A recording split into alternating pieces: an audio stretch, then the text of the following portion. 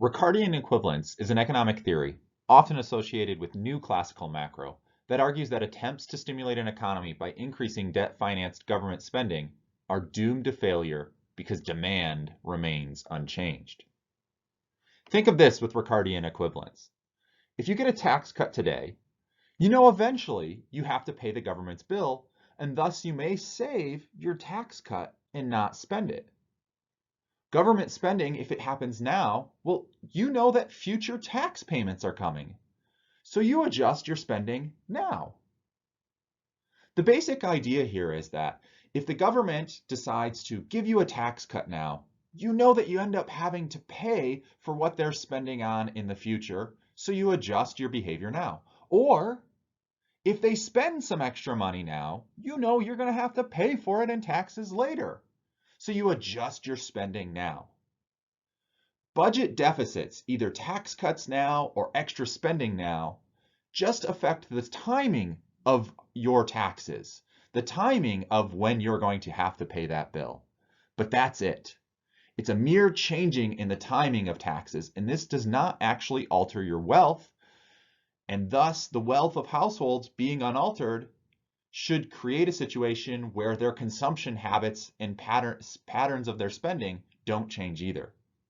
If taxes go down, consumption and investment shouldn't respond right away because we know we are going to have these future payments.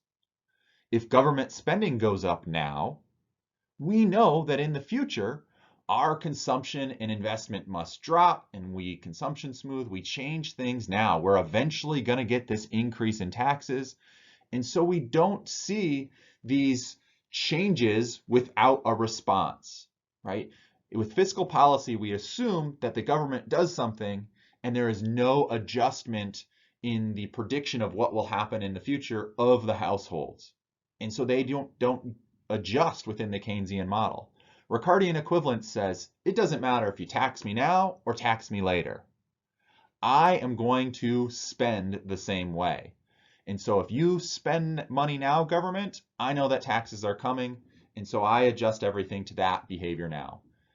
If I get a tax cut today, I know eventually the bill's coming, so I adjust my behavior already today.